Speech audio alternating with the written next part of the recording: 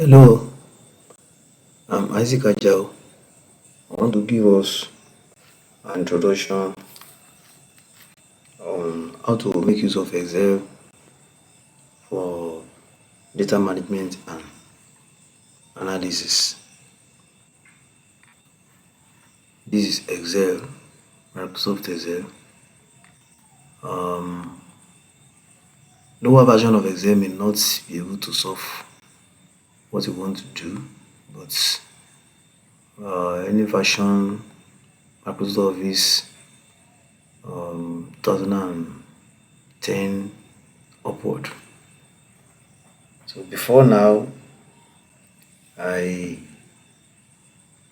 produced a video on how to install analysis to pack on Excel. All you need to do is just come here, go to option, then you go to adding. That can be viewed, then you just click this, then you click OK. Analysis to pack will come out, then you'll be able to install it. If you have installed it, just go to data. Go to data, you see all of this menu, then you see data analysis here. All of this, the data analysis is what you want to use. When you put just direct your mouse to the, I want to have this is tools for financial and scientific data analysis. Click on it. You have all the analysis to pack with it, starting from and over. They are alphabetically arranged, and they all have their role they play. It's not just using the tool that matters, but how do we use it? So I quickly go over each of them. Well, I start with descriptive statistics, because when you are asked to you want to analyze the data, it depends on what you have in mind, but the first thing to do is to describe the data. So let me just make use of one of these data.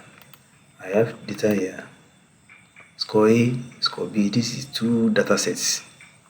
These two data sets, you can see, you can calculate the minimum and the maximum, the mean and the median for each of these. We are going to describe just according to the name, descriptive statistics. What we want to do in Excel here can be done on some other software, but in a different way. So what I need to do is just go to data analysis and see pick descriptive statistics. Before you can do any other thing at all, is it ANOVA or correlation or covariance, we need to describe it first. So click OK.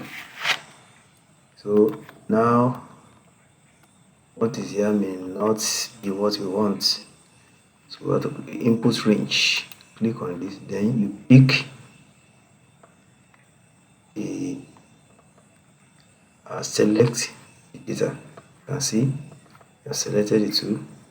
Group by columns. Our data are arranged in column. They are column wise. It's not row wise. So then you check the label in the first row. We are instructing Excel that the first row contain label. See, they are string.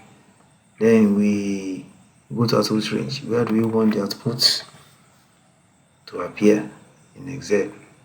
We are free to choose. I prefer my result to be by the side of my data. Some people prefer new worksheet. New worksheet can pick another, another sheet will come up here. If it's new workbook, that's another file entirely in Excel, but I prefer by the side. So I just pick, select just an area here. Then summary statistics. So everything about, you can pick the case ledgers, far smallest, all of this, they are part of descriptive statistics. So you now click OK after you have pick all the options we want. You can see if we have more than two variables, this is how it will be displayed. To reveal now. You can see score A. This has scores from this particular student. 7 students by each group. From class A, you have 7 students. Class B, you have 7 students. These are the scores in a particular exam or test carried out on them. This is the mean for score A. This standard deviation. This is median. The same thing for score B. So now this is the minimum. We can describe this data using this output we have under descriptive statistics. If you try using SPSS, you use R, you use Python, you use MATLAB, all of these software packages will give us almost the same thing. Most times you're going to have the same results. So Excel is very, very interesting, and it's very, very easy to understand. But the first thing to do in data analysis before we embark on any other one is descriptive statistics, and that's why I'm making it the first one to talk about. In some other video I'm going to produce, I will continue and I will explain further the reason why we have to go through all of this. It depends on the data we are dealing with. This is continuous data. If we are to deal with categorical data, we may not use this.